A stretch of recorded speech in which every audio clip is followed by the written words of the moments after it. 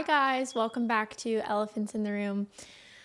Oh my gosh, I am feeling a little out of it today. I started my period yesterday, and the day before I start my period, I always feel like I'm gonna die. And that's how I felt yesterday. In the first 2 days of my period, I feel like are always the hardest. I feel the most bloated and the most just uncomfortable and all the things. And I actually did an episode with Maddie, if you guys saw that, about periods. But I'm really feeling it today. So just giving you guys a heads up, if I seem a little bit out of it, that's why. Thank you guys so much for being here. It's been so fun to be back to doing once a week episodes. And I'm actually here on break right now from tour. So me and my boyfriend have been on tour. If you guys don't know his name's David. I'm sure you know who he is. But long story short, we've been on tour for about 2 weeks, and we actually had a show in Nashville, which is where we live now. So we got to come and sleep in the comfort of our own bed. And so that's really nice. We got to sleep in the comfort of our own home and just kind of reset for a second. Coco's down there eating her bones, so you might hear her. If you do, ignore it, but I don't want to ruin her happy little moment she's having with her little bone. Without further ado, let's dive into the episode. Okay, so this episode is something that I haven't talked about specifically on the podcast really, or social media. And there's a reason for that, and we're going to get into it. But before I got home yesterday, I put a poll up on my Instagram story pretty much saying, like, what do you guys want me to talk about? What do you want to know about?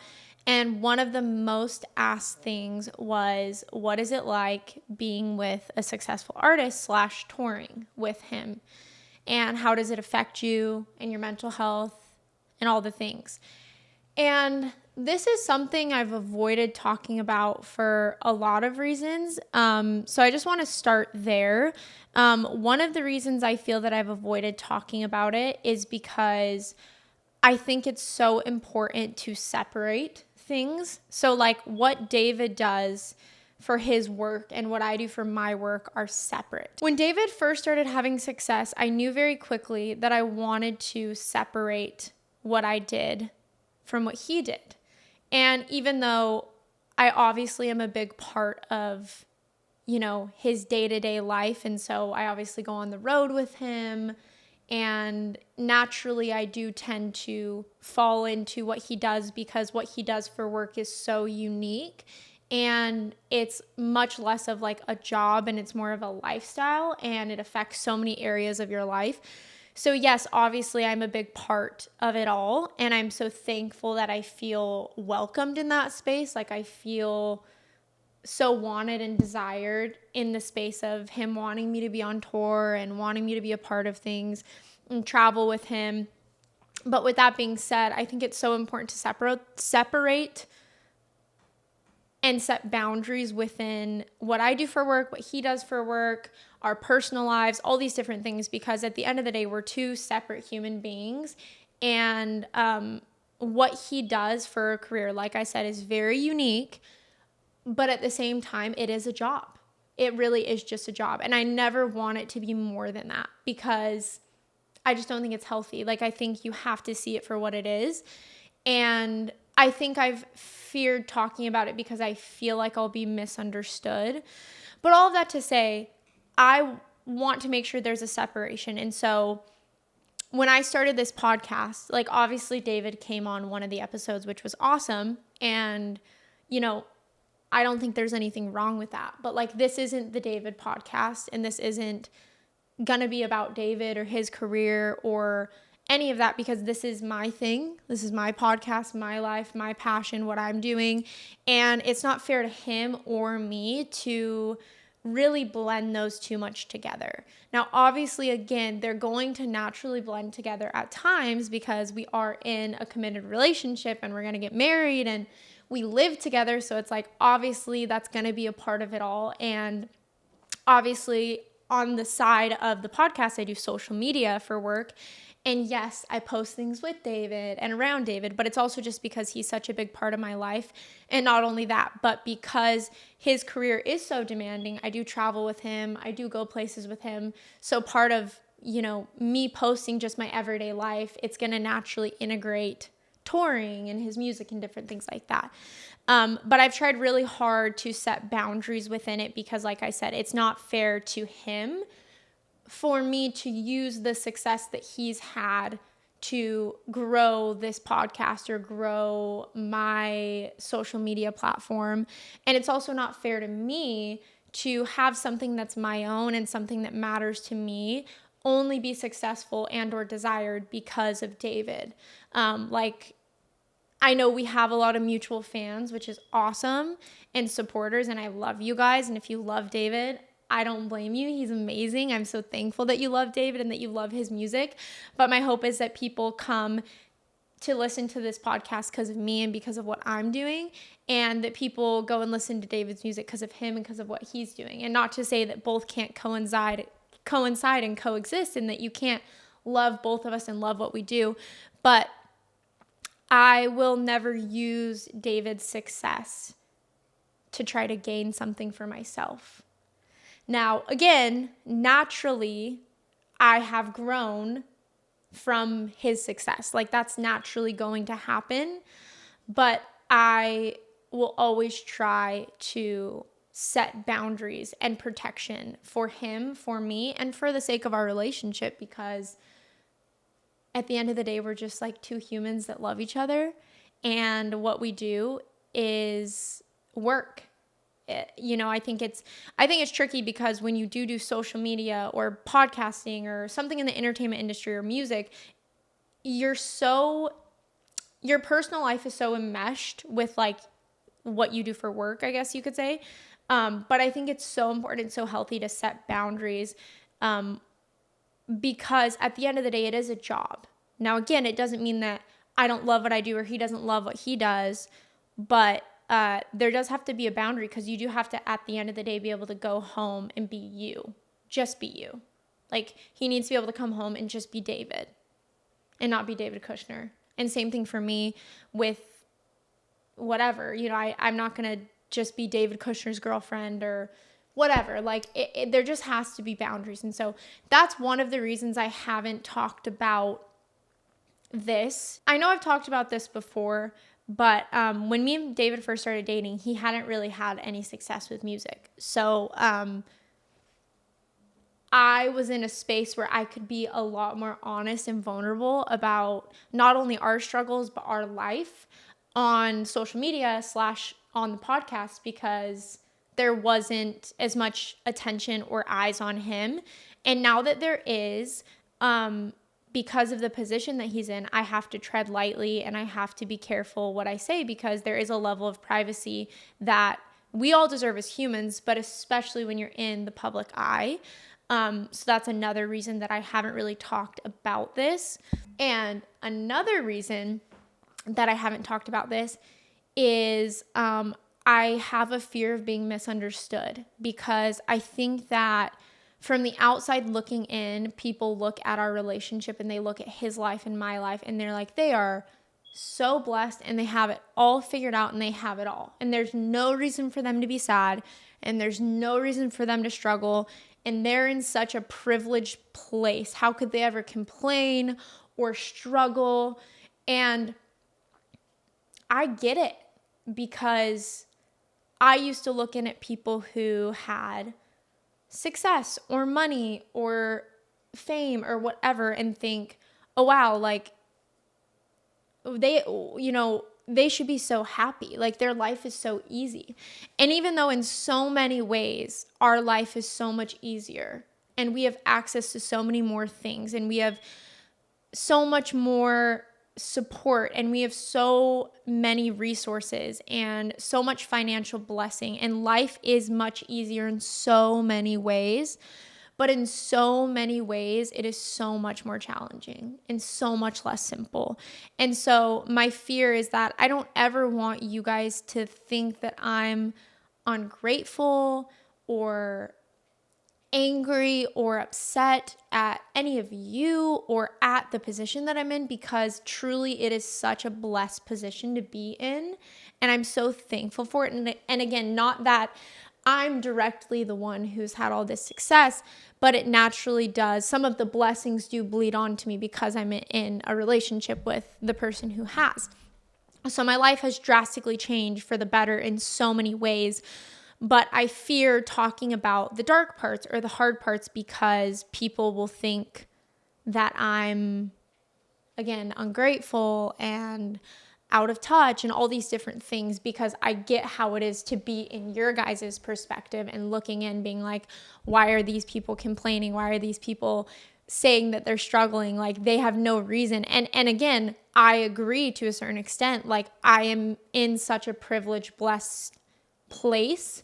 So I never want that to go, I never want that to not be known. I know that. But I also think that talking about our struggles and being honest about whatever it is that we're going through in whatever season of life we are is so important, because it really sheds light on the truth.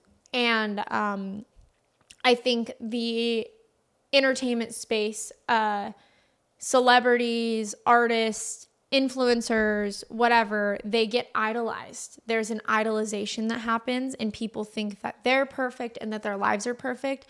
And that's just so far from the truth. So that is another reason that I have struggled to talk about this. And the last reason that I've struggled to talk about this is because I never want any of David's fans or supporters to think that I don't love them, that I don't want them to support him. Like, I want you guys to know, if you love David, if you support him, I love you, and I'm so glad that you do. And 99.999% of the people who are watching this or listening to this, probably actually 100%, have never done any of the things that have hurt my feelings or have made me insecure or have been things that I've struggled with. But there's that 0.01% or whatever that have done things that I don't agree with, that I felt disrespected by. So I say that all to say, I see both sides. I know how it is to be a fan and a supporter of someone. And, now I also know how it is to be on this end. So what do I always do on this podcast is I'm honest and I tell the truth and I try to be vulnerable with you guys. So I'm going to do that today because so many people have asked for it, and it's something that you guys obviously want to know and you're curious about. And so I just hope you know my heart posture and know that, like, I'm not coming at anyone. I'm not trying to complain. I'm not trying to, say that I'm not in such a blessed position, because I am. But these are just some of the things that I've struggled with, / this is kind of what it's like to be in this position. And hopefully it can kind of air out some of the dark spaces and or just things that maybe you guys don't know about this space or what it's like to be in it. And hopefully it helps you guys feel more connected to me. And also hopefully there's ways that you guys can also relate to what I'm saying, maybe if you're not in the exact situation that I'm in. Which kind of brings me to my next point, which is like another reason I've talked about it is because it's not something I feel like anyone will really be able to relate to, other than people who've been in similar positions, which is obviously not a ton of people.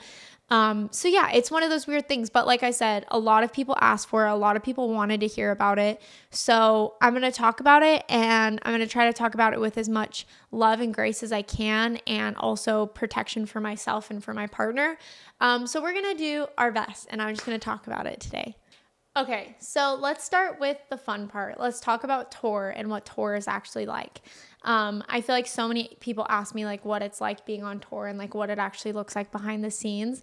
So I figured I would just start by giving you guys kind of like a play-by-play of the day, typically for me and a little bit for David as well.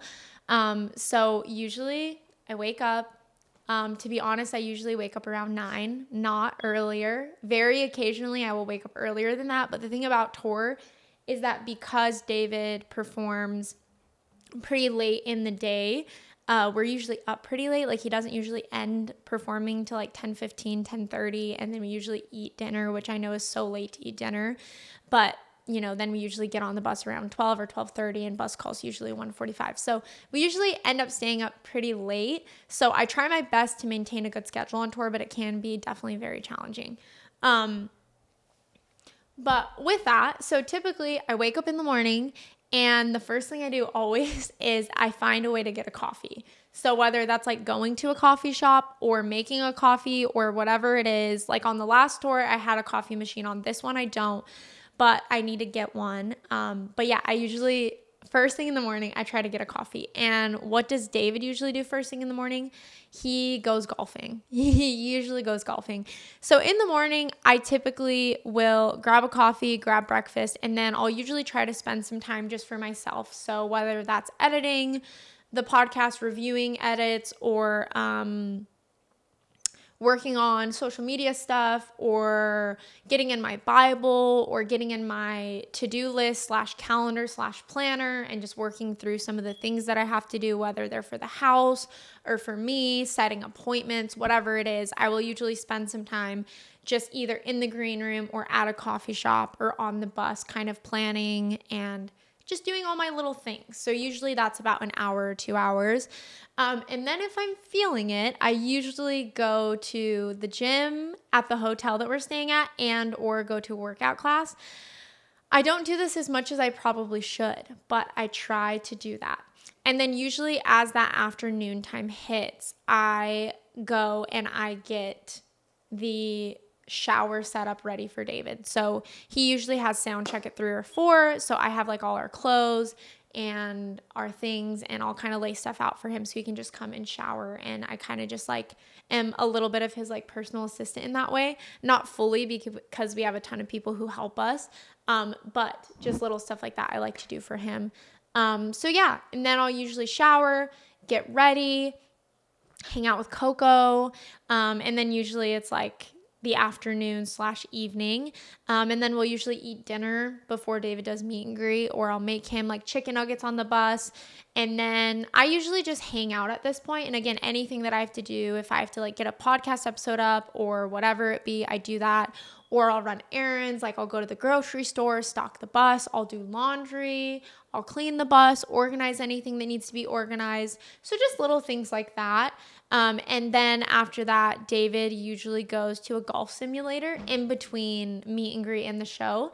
And again, sometimes I'll go, sometimes I'll stay back, do my own thing, kind of just depends.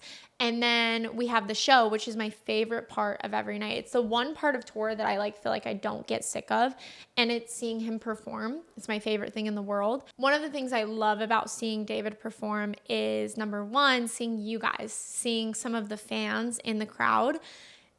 It's so interesting because someone said this once on tour, and I was like, this is so true. The most mundane, regular, normal part of our day is the most unique and exciting part of your guys' day. Like anyone who's coming to the show. Like people wait weeks, months, whatever it is. They save up money. They go out of their way to get off work, find parking, stand in line, and they're looking forward to this show. Yet on the other end, it's so funny because the only thing that is routine and the only thing that happens almost every day on tour is this show for us. So it's like the only part of the job or his job that feels like a job, even though it's like the funnest thing ever. So obviously David loves performing, but I love watching him perform because obviously I love his music and I love him, and it's so fun to see how he continues to progress and get better every single show.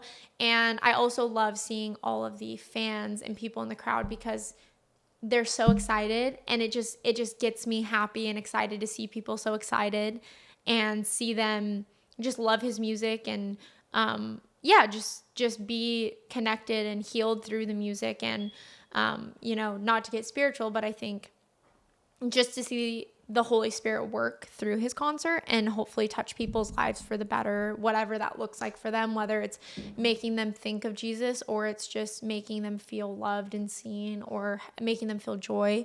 I just love seeing how God uses David and his career for good. So that's why I love the show. That's my favorite part of the day, always.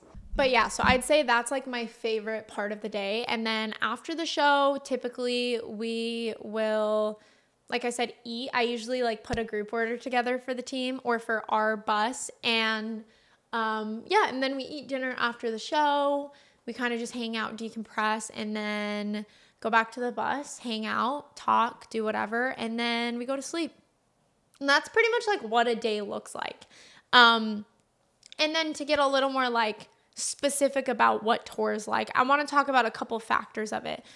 I want to talk about how it affects me mentally, spiritually, physically, and emotionally. So tour is one of the funnest things. It's actually so fun. Like getting to go to a new place every day and getting to experience a different crowd of people every day and getting to see David perform. Like there's so many cool parts of tour. So like emotionally, it's super fun and exciting. And honestly, I don't really feel like I struggle too much. But on the other end, it's also really exhausting. It can be exhausting because you're not sleeping in your regular bed. You're sleeping on a tour bus, and the tour bus is kind of like a roller coaster ride when you're sleeping. So it's hard to get like really good sleep on the bus. You can still get good sleep, but you definitely naturally get better sleep like at home.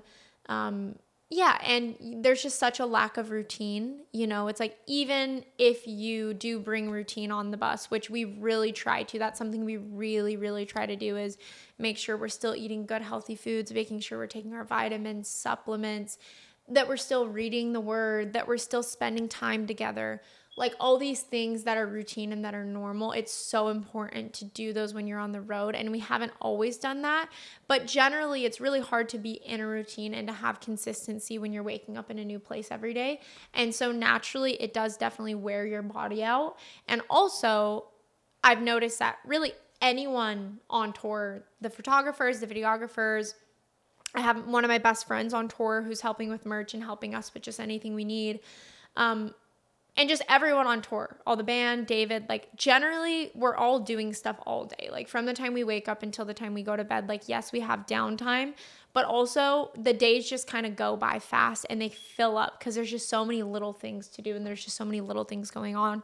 So by the time you get to the end of the night, like you're pretty toasted and you're like, I'm ready for bed. So it can be definitely very physically exhausting. And another thing that's hard about tour is that it obviously is really, really not only time consuming, but it takes a lot of emotional capacity for David, because not only is he performing, but he's meeting fans, which is amazing. But usually, you know, it's hard, or it can be hard to really spend intentional time together.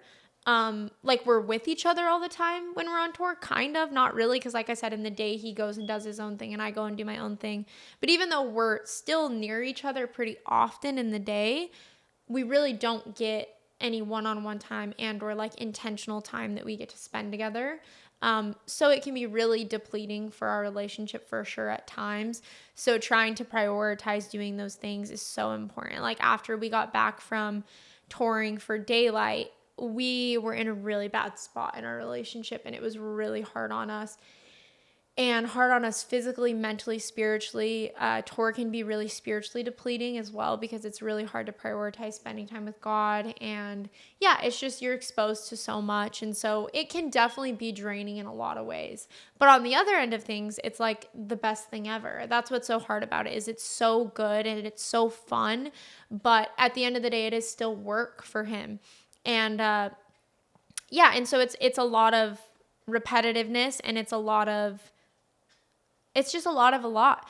And all of that to say, like I said, I don't want to speak too much on his behalf really during this episode at all, but I naturally kind of have to. But he loves it and he loves his fans and he loves touring and it's like his dream come true.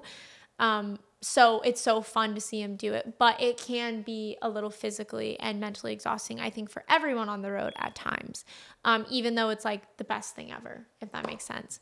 So that's kind of what tour looks like. I think it's funny because it's not as glamorous as I think people think it is. Like it really is just like, it is really so special though. Like you really do create such strong bonds with everyone on the road. And we have just like the best team ever. Like he literally has the most amazing people. And so it's really fun. It's really special. It's kind of like a camp. It's kind of like going to like summer camp. You get like really close to people really quick. And it's obviously so special because he gets to meet all of you guys. I get to meet some of you guys. And yeah, it's cool to connect with people like in real life. So, and it's fun too, like when family and friends come to the show. So yeah, obviously there's so many good things, which kind of leads me into our next topic, which is like, what has it been like, / what is it like to be dating or be in a relationship with a successful artist? And again, I could sit here and talk about all the good parts all day, but I don't feel like that's really the thing that needs to be talked about, because I think generally anyone who's watching this knows all the good parts that come from this, which is the financial blessing, the love and support from people, the getting to see David live out his dream, like literally something he's worked so hard for, getting to see him do what he loves, getting to see him, use something he's so good at and his talent to also glorify God, and see how God uses it to bless other people and bless people on his team and bless people around us. And just, there's so much blessing that has come from his career and that has come from what God has done in his life. And it's so beautiful. Like there's so many beautiful parts of it. So I just want to again say, just because I'm not sitting here and writing down / speaking out all the good things, there are so many good things, and I don't want to shy away from that. That's not my goal. But again, this whole podcast is about the elephants in the room. So it's about talking about the things that aren't talked about. And so I don't want to sit here talking about all the good parts, because I feel like you guys kind of already know what they are.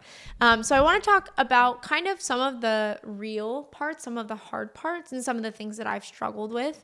And again, I'm going to be as vulnerable as I feel like I can, because I have to be careful out of protection for myself and for him and all these different things. But let's just talk about some of the hard parts / real parts of it. I think generally,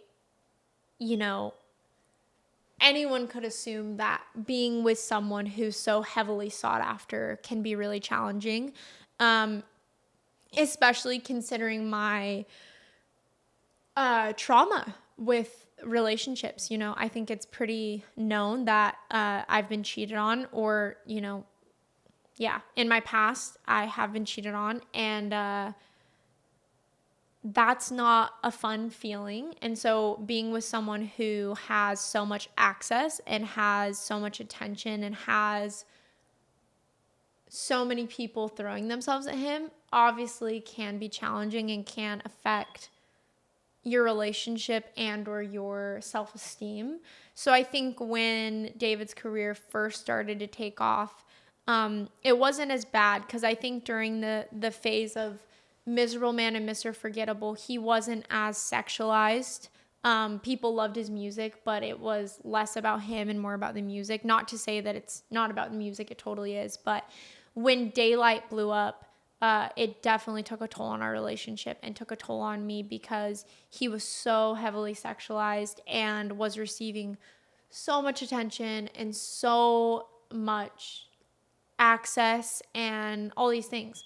And of course, naturally, as women, I think we can tend to be insecure at times. And so, yeah, it was really hard knowing, I know tomorrow he could go and be with, whoever he wants, really. And I'm just a normal girl, right? And so I feel like I had a lot of that worldly comparison kind of put on me by myself. Of just like, now he could go and be with this person. He could go and be with this person. And also like there was such this pressure I felt to be the best / prettiest version of myself. Like, now I feel like I have to look my best and act my best and wear the best and do all these things. Like there was a pressure to work out all the time and whatever, like just all these things that make us feel like we're good enough or beautiful enough. And so we can kind of tend to like want to work towards those things. And so I think for sure when his career first took off with Daylight and everything, there was definitely a pressure I felt to be perfect and to be better, and that I wasn't enough for him.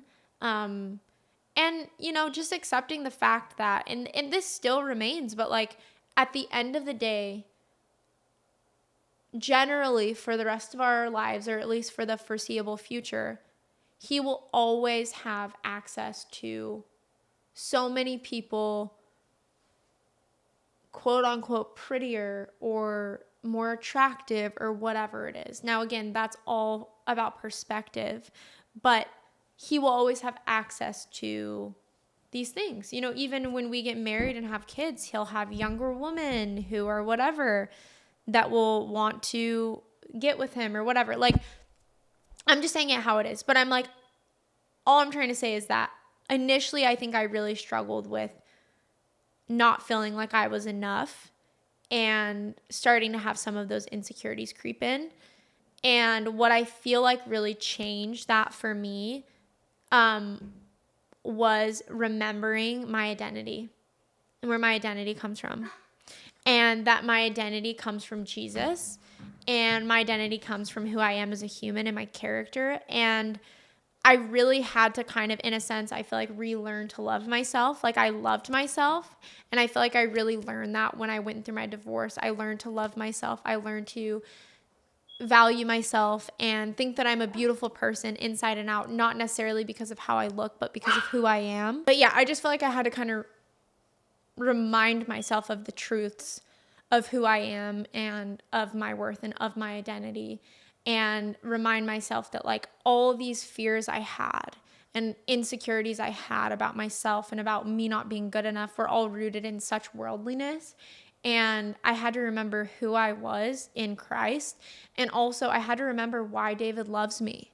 And at the end of the day, I think I have had to learn, because of my divorce, that, you know, even if David and me didn't work out and, you know, something happened, like that doesn't mean that I'm not beautiful. That doesn't mean that I'm not worthy. That doesn't mean that I'm not of value. Just because someone doesn't choose you doesn't mean that you're not enough. And I know that now. And someone else's beauty doesn't take away from mine. So just because there's other beautiful women that are interested in David doesn't mean that I'm not a beautiful person inside and out. And yeah, and I feel like I had to find security within myself and within my relationship with God and within my identity, and also security within my relationship, and just remind myself why David chose me in the first place and why David loves me and why I love David. And if he were to ever, you know, go astray from that, like that has nothing to do with me. And I had to come to terms with that. And it wasn't easy, but I'm so thankful that I went through it, because it helped me to just remind myself who I am in Christ and my worth and my identity. And I don't need to be the prettiest, best version of myself at all times to be loved and to be worthy. And if I'm loved for the way that I look or for what I can offer, that's not true love anyways. And that was hard. And again, I think it was just reminding myself of what I had already learned and practiced in the past. And again, just giving it to God. Really giving it to God. I think too, like that's part of the boundaries and the separation that need to be set in my own life and in my relationship with David, is like, I will not treat him any differently just because of the position that he's in, nor will I accept or expect any less from him. Now, there is a grace and there is a patience that I can have for him, given the fact that he is in a very unique situation that would be difficult for anyone to be in. You know, but at the end of the day, like we are two normal humans that love each other and that are in a relationship. And so I feel like you have to set boundaries and also learn what works, you know, communication, all these different things. And so we've had to go through all of that to figure out what works and, you know, what doesn't. And part of it is obviously accepting what comes with it all. Like there's going to be things that come with this position that he's in, whether he wants them to or not. And that's just part of it. And so just like, yeah, just kind of figuring out a balance. But it was definitely like a learning curve for us as individuals and as a couple. And we're still figuring it out as we go, but it was definitely initially hard for me at the start. Not his success, but some of the insecurities that came with it. Yeah, if that makes any sense. And that's just me being real. And that's a whole nother layer of things. Like, I think it's really tricky because I think generally most fans, especially his, are super respectful and respectful of me and respectful that he's in a relationship. But there are definitely fans and people who are not respectful and who bulldoze boundaries. And so, I think generally people have good intentions. Like, I get it. David's so cute. Like, when you like an artist, you're attracted to them. You think they're so handsome. You think they're so cute, whatever it is. There's nothing wrong with that. There's nothing wrong with even talking about that. Like, that doesn't bug me. Like, whenever people are like, oh, David's so cute, I'm like, no, I know he's a cutie. Like, that comes with it. Like, I know part of it is that people are attracted to him and think he's, whatever. And that's great. Like, that's totally fine. And so I think there's nothing wrong with being excited about that or liking his music or thinking he's cute, but it's when people go to the level of like, I know that this person's in a relationship, but because they're a celebrity and or artist and or successful, it doesn't matter. Like, their relationship doesn't matter because they're whatever. Like, there's this weird idolization that people have with people in the industry that discards and or just takes away from like them being normal people. It's like, I would say generally, normally, if you know someone's in a relationship, like, you wouldn't try to hit on them and or throw yourselves at them or say inappropriate comments to them. But because someone is successful and because someone is in that position, people think that they have the right to do that and that it makes it like normal and okay. And it's like totally not. So there's definitely been some of that. And again, this is probably the 0.1% of everyone, but there 100% is people there 100% have been people who've been disrespectful to me and to our relationship knowingly. And that's never fun, but again, that's not the majority. And I'm thankful for that. So yeah, that's been tricky.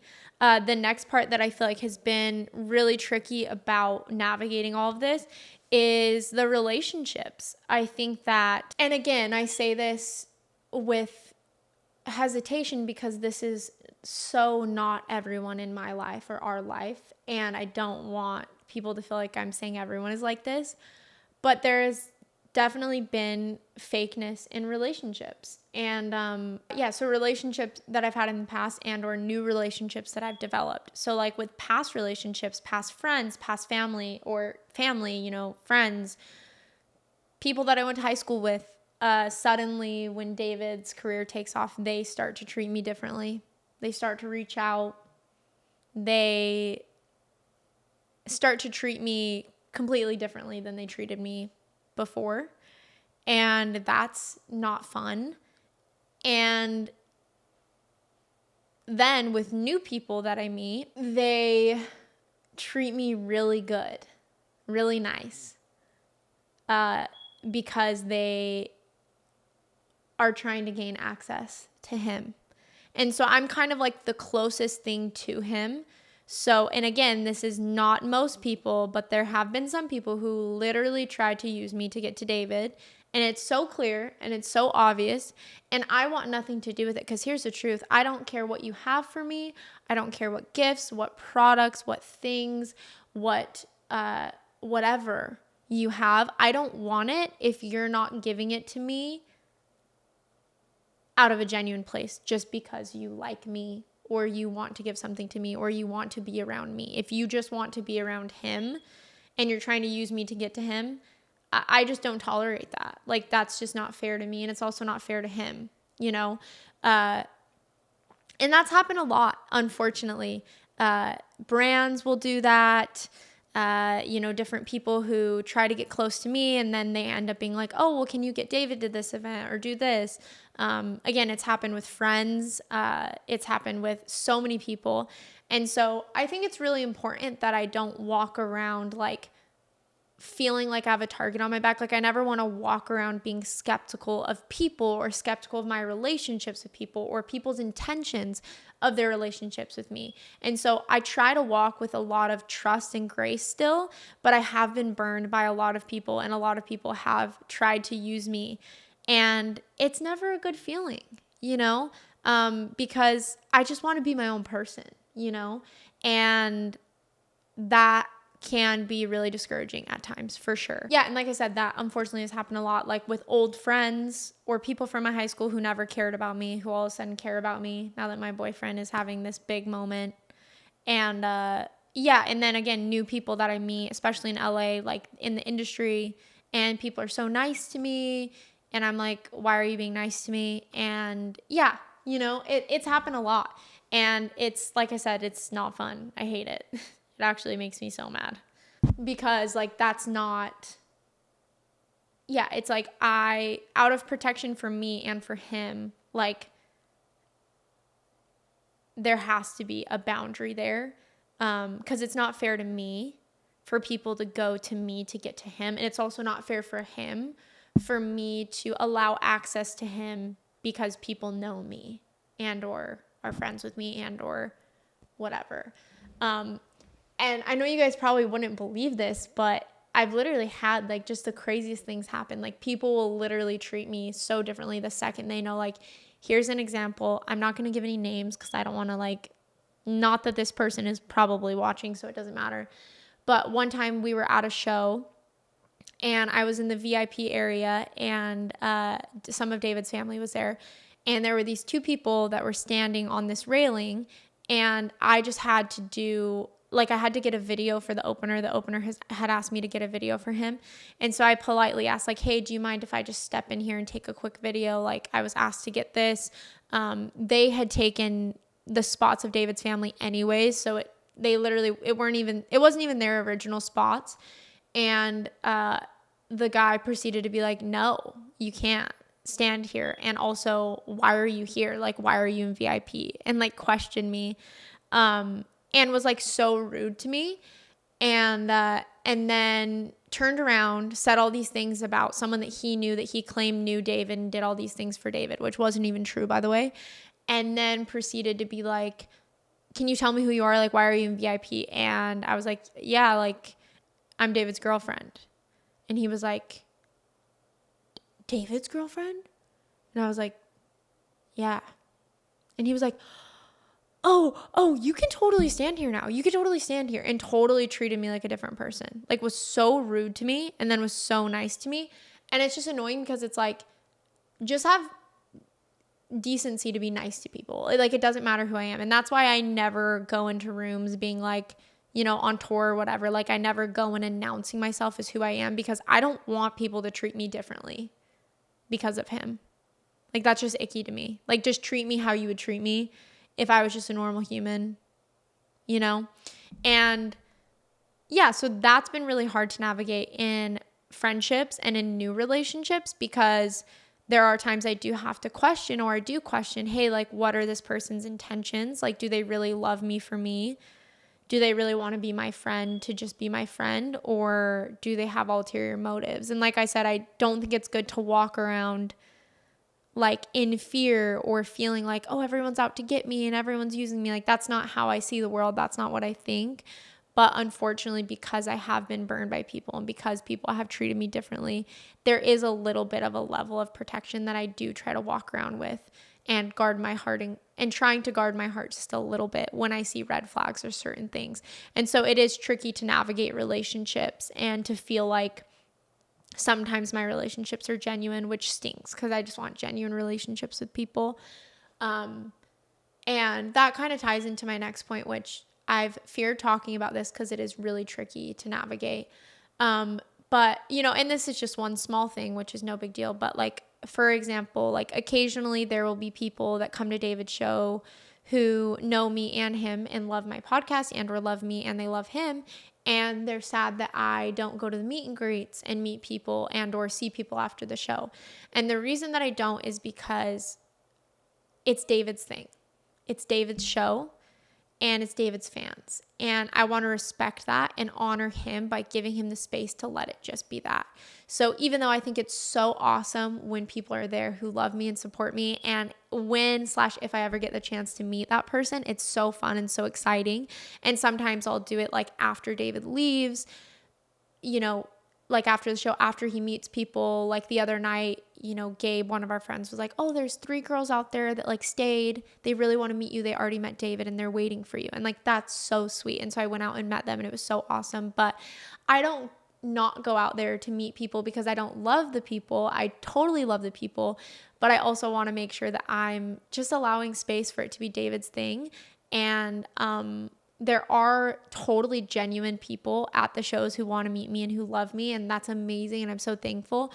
But there also are people who I feel like just by association want to meet me. So they just find out, oh, that's David's girlfriend. Oh, I just want to meet her. I just want to picture with her just because she's David's girlfriend.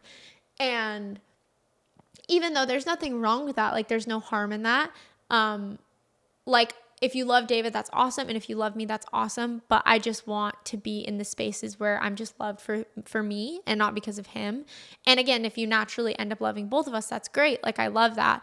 But it's just, finding a space to protect him and to protect myself. And so the reason I don't go out and see people is just because I feel like, it's the healthiest thing to let it just be his thing, And it'd be so different, like if I were to have like a podcast live show, or you were to see me at the grocery store and you come up to me, like that's so different. I would love to see everyone and say hi to everyone, but it's hard when it's in the confines of his show because it's his thing and I want to let it be his thing.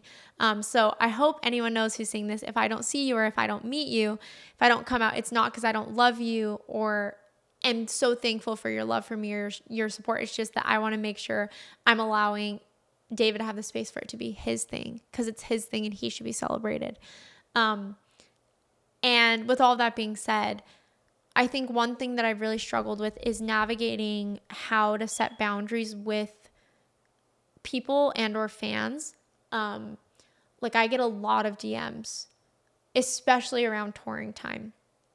And again, I love you guys. I love your DMs and, I'll follow back some of David's fan accounts because they're just so sweet, genuine people who love David, and I love seeing that and I love supporting that. But if I were to respond to every fan of David's that DMs me, I would be doing it all day long. And if I were to give out tickets to every person who DMs me, we would have no tickets left. Like I have so many people that reach out, and again, I love to help people when I can and to do what I can to help you guys. But at the same time, like I have to allow David to be his own person and me to be my own person, and respect myself enough to not put me in the space to always just be like David's keeper and or what people do to get through to David. And again, there's such a difference. Like here's a good example for you guys because I don't want you guys to misconstrue this. The other night, I was watching David set by the pit, and there was this really sweet, 12-year-old kid with his mom. And the mom was like, hey, like, my son loves David so much. Like, is there any way you could get this t-shirt signed? Like, he loves David. It's his birthday. Like, he's so excited to be here. And I was like, awesome. Like, let me see what I can do. And so he gave me his t-shirt, and I was going to get it signed. And then some random guy walks up and sees kind of what's happening.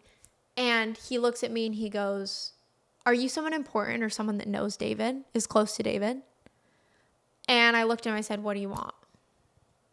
Because it was like he instantly just saw me as someone that he could use to get what he wanted, and just cared that somehow I was close to David because he wanted something signed. Didn't know who I was. It wasn't like a genuine interaction. Like it was literally just an exchange for him. And I still got the ticket signed for him, but it's people like that I'm not gonna really like entertain. It's like, again, if there's a moment when I can help a genuine fan, that's great. I love to do it. I love you guys and I love people who love him. But also at the same time, I have to respect myself enough to like set boundaries for myself and also for David. So that's been tricky to navigate for sure. And just finding what's appropriate because so yeah. That has been something for sure that I've had to figure out, and that has not been always easy. Like I said, there's so many good parts of what has happened, and there's so many blessings that have come into my life from all of this, and I'm so thankful. But it has definitely been tricky to navigate in a lot of ways in the confines of my relationship with David, my relationship with myself, my physical, mental, and spiritual well-being, and also just the boundaries that I set with people, because I do have to walk differently in relationships and in just what I do in general. And, that's why, again, I said I haven't made an episode about this because of where my heart's at with all of it. And so I'm not just here to talk about tour so I can gain some followers. Like, that's not my goal here.